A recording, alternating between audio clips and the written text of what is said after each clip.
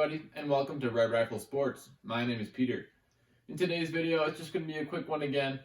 I'm just going to be going over the top quarterback free agents of this year's offseason, and I'm just going to be ranking them and seeing what teams could be the best fit for them and where I think they could end up. First off, let's just start with a couple quarterbacks that pretty much have their destinations set in stone.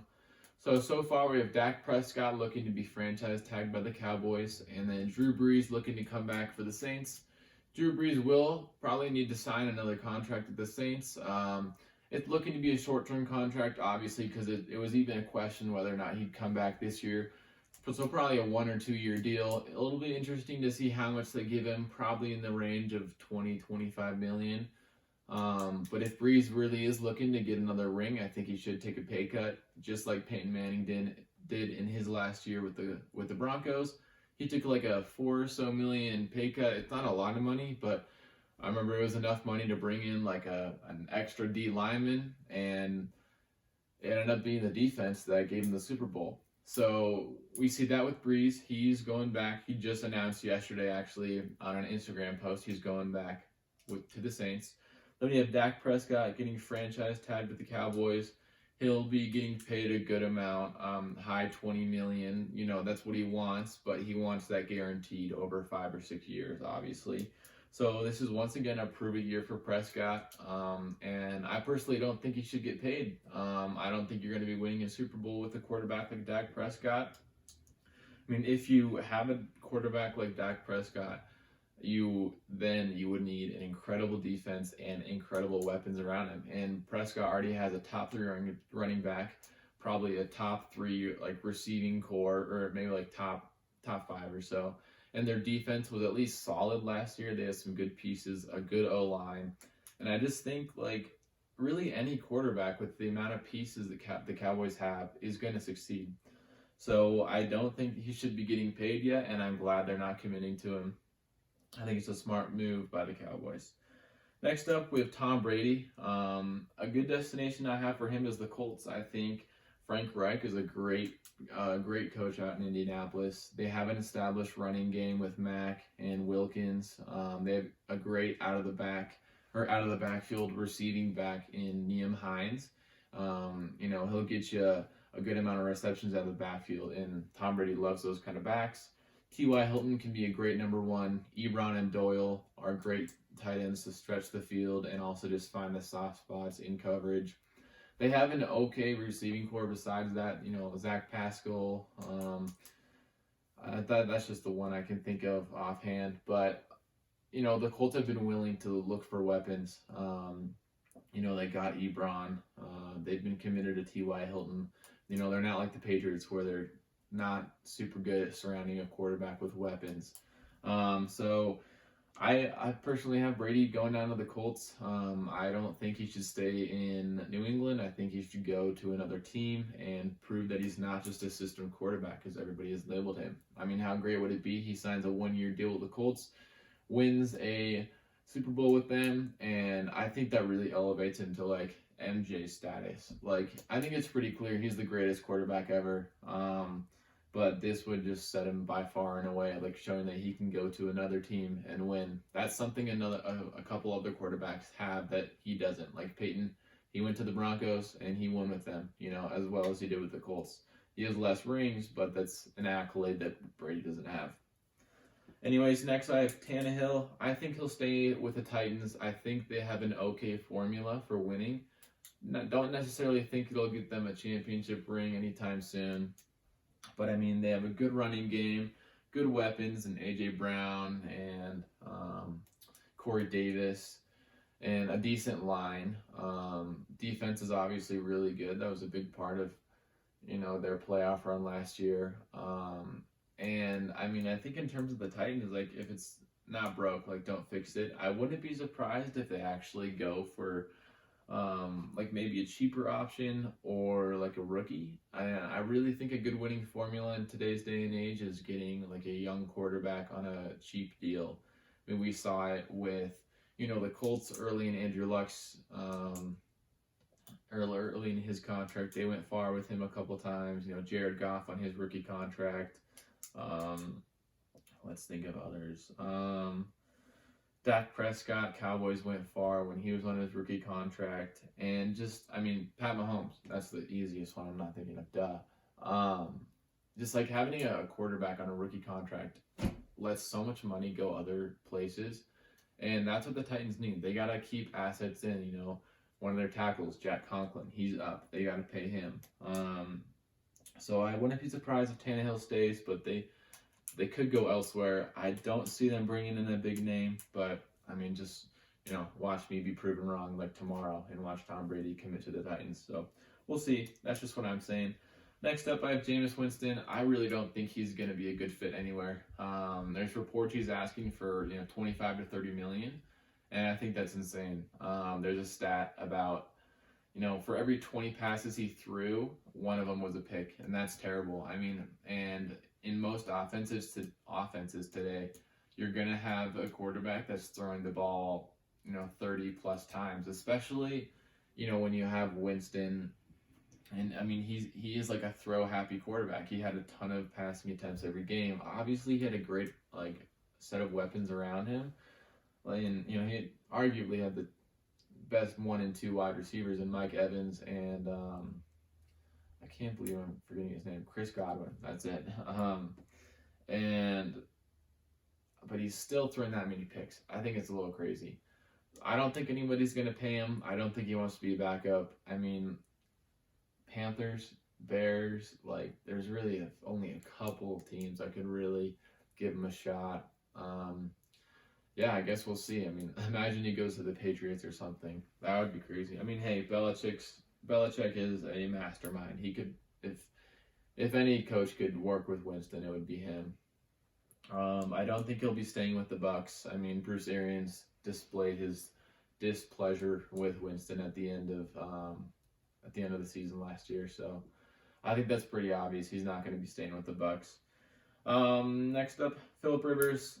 This is kind of a wild horse or dark horse prediction. I'm saying he's going to the New England Patriots. I think Belichick likes old, mature quarterbacks. He's used to Brady. He's used to a smart person. He's used to someone that's going to prepare a ton. And that's Phillip Rivers, competitive. He's basically Tom Brady, just as old, competitive, hardworking, good at preparing, except he just throws a lot worse. Throws a lot more picks. And I don't know. I mean, Rivers is kind of a complainer. He won't talk bad about his own organization. But yeah, I mean, no matter what quarterback goes to New England, they have to get a better offense. I mean, Tom Brady wasn't able to succeed in that offense last year, and that just shows that they need weapons. And so yeah, like I said, no matter what quarterback is going to be starting for New England in week 1 next year, they got to get weapons around him. Just a side note, it's so crazy that the amount of teams right now that don't have a set number 1 QB, it's going to be a crazy offseason. I love it. Next up, I have Teddy Bridgewater. My vote is for him to go to the Bears. Once again, could go somewhere like the Panthers, Chargers, somewhere like that that's really in need of just a fill-in number 1. I don't think he's going to get paid a lot. I think he might get I don't know, maybe a Case Keenum type deal that Case Keenum got with the Broncos a couple of years ago. Coming off a good year where you performed well, and Bridgewater did great when he had to fill in for Drew Brees. He has obviously had that terrible knee injury several years ago, which put him out of Minnesota. That would be a risk for some teams when they're looking at it. But yeah, just in general, I really think the Bears would be a good fit. I think Matt Nagy's a creative mind. He likes a lot of moving pieces within an offense. Bridgewater, he's mainly a pocket passer, especially with the bad injury he had recently or previously in his career. But he can move. I think he's good at pocket presence. He's got quick feet. I think something they're looking for him to improve on is just arm strength and just, experience, decision-making, IQ, simple stuff for a quarterback. He hasn't been a team's number 1 quarterback in, going into the season in a lot of years. And maybe some teams don't know if he can deal with that pressure. But we'll see. We'll see how much he gets paid. So yeah, next up I have Marcus Mariota. I have him going to the Las Vegas Raiders. Kind of a random team I just picked. But I mean, I think he's still a quality quarterback. I think there was a bit too much pressure put on him in Tennessee. I don't think they used Derrick Henry well while Mariota was still playing. I think they had Tannehill come in and realized, oh, like Tannehill's not a super quality quarterback. Let's like put a lot of our offense on Derrick Henry. When they should have been doing that the whole time with Mariota. Obviously, it worked out for them. Like they got far in the playoffs. But yeah, I think Mariota is still a quality quarterback. He just needs a good system and a good coach around him. What quarterback doesn't? But I think that's out there somewhere.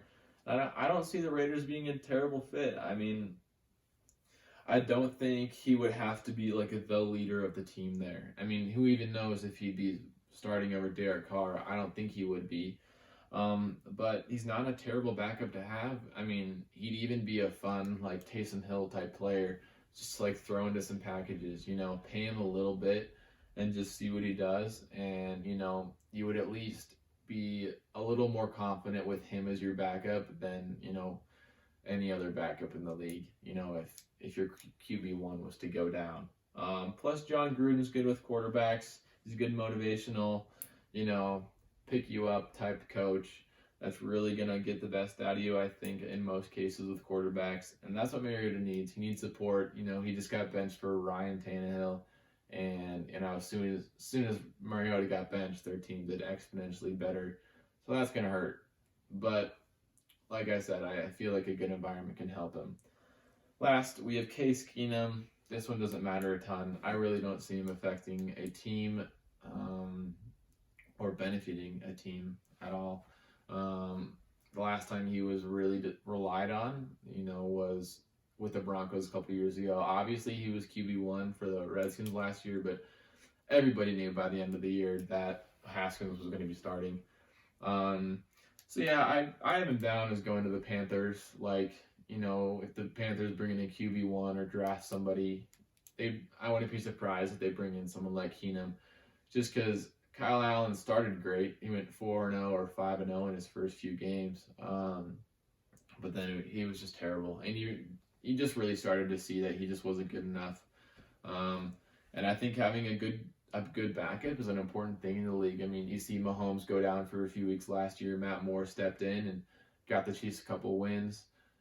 Having someone like Jacoby Brissett in Indianapolis, Luck suddenly retired. And, I mean, now you need your backup to step up. It's going to happen in the league. I bet there were more teams than not that had a QB injury last year and that needed their backup to step up. Teddy Bridgewater. I mean, so many teams. So, yeah, that's really all the quarterbacks I have. Just one more to mention that I think most people are forgetting about him, Alex Smith. Now, I didn't look this up, but it just came to mind while talking about Case Keenum. I don't believe he's under contract with the Redskins. I believe he's a free agent. I think he'd be a good backup for someone to bring in. I mean, he had the gruesome leg injury a couple years ago now, but he's been rehabbing. He said he's ready to play. So, yeah, he's obviously hungry to play if he still wants to be in the league. So, yeah, I wouldn't be surprised if, a team picks him up, maybe even a team that, like, has a really solid QB1, just looking for a good backup, like the Seahawks, maybe a team that expects their quarterback to, take a lot of hits or get a lot of reps, and maybe they want to rest him a little bit. Who knows? You could start seeing teams, like, resting their quarterbacks more. I mean, we saw Lamar Jackson come out late in a bunch of games last year, and RG3 went in for him. Obviously, those were blowout games, but, just like in the NBA with LeBron and Kawhi and Paul George, you're seeing big teams rest their stars a ton. Why not start doing that in the NFL? I mean, quarterbacks are the most important people in the NFL. Like, there's 32 of them. You got to protect them. So, you never know. Like I said, maybe just as a good backup, Alex Smith could come in and help out a team. So, yeah, that's really all I have today. Just wanted to throw out some the free agent QB names and where they might end up, where I think a good fit for them would be. And yeah, it's going to be a really interesting offseason. I'm excited to see where they all go. So yeah, within a couple weeks, I think we'll be getting more information. Obviously, it seems like every couple weeks now, a new quarterback is deciding about his future or a team deciding for him. But yeah, that's all I got today. Hope to see you guys again soon. See ya.